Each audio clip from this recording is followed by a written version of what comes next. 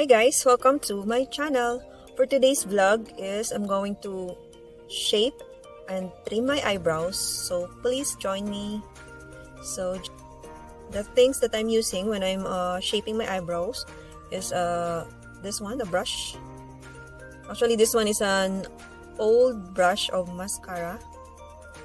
This is the one that I'm using for my eyebrows since I don't want to spend money to buy a real brush for the eyebrow. So I'll be using a scissor, using a thread, this one, because I'm doing threading instead of using tweezer for plucking the hair excess eyebrows. So please join me, samahan niyo akong magkikilay tayo. So ayan na.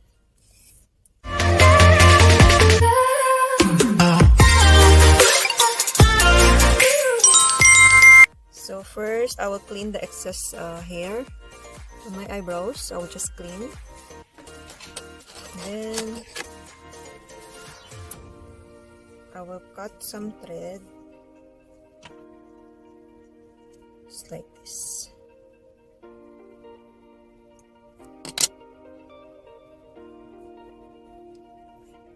Like this.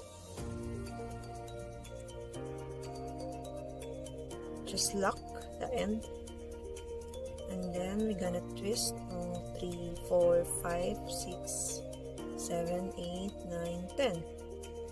So just twist 10 times, and then I'm gonna start over here.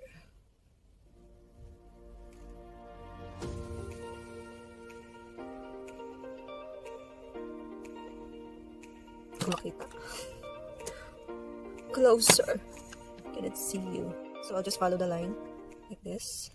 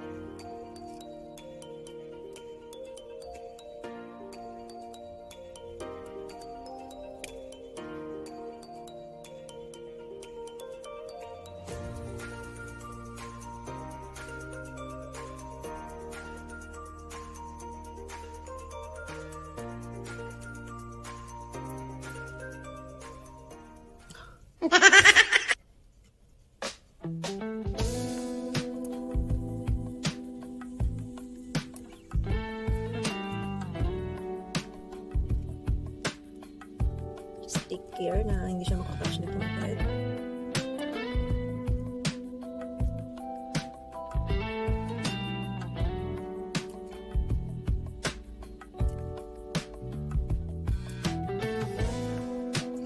Rest muna, rest.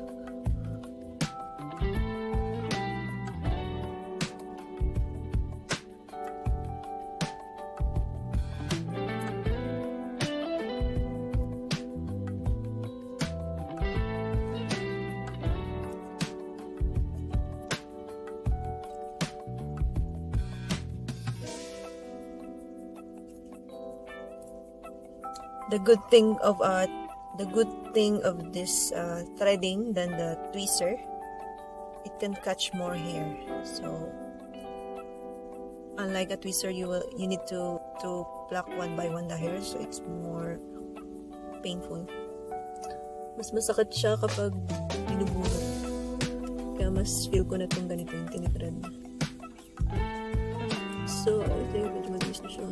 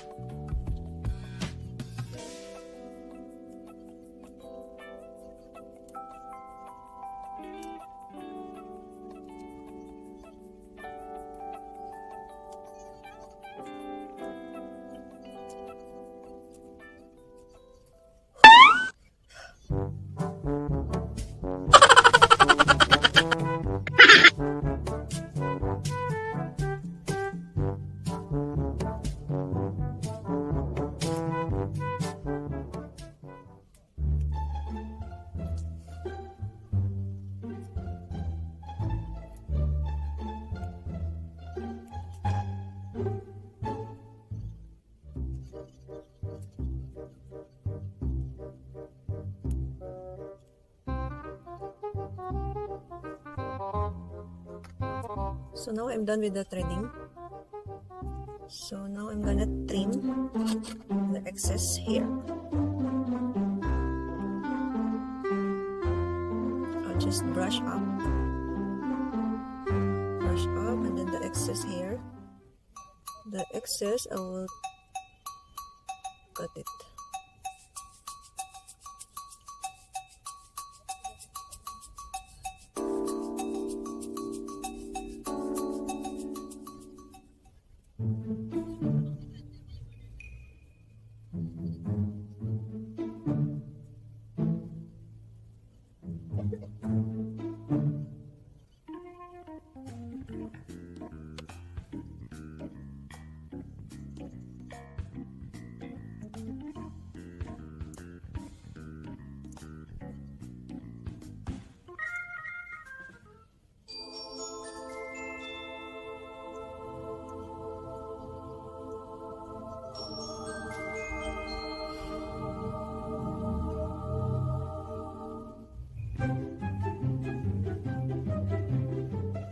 And that's it.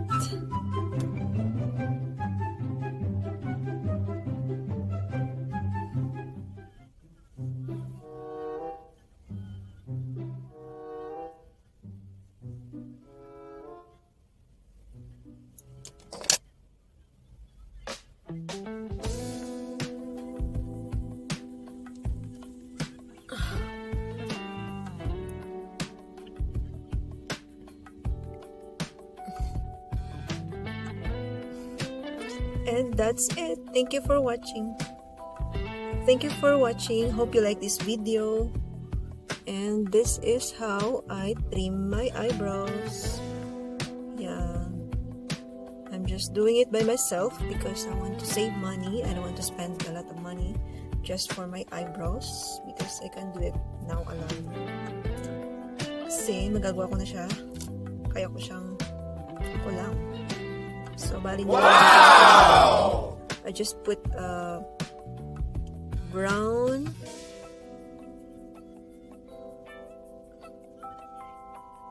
color of eyebrows pencil to fill or to shape, to have more shape. Because it's a little, kasi medyo black yung color ng ano ko, eyebrows ko. So, nilagyan ko siya ng brown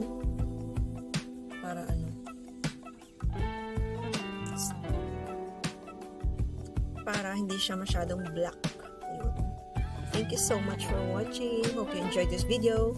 And please don't forget to like, comment, and subscribe. Thank you.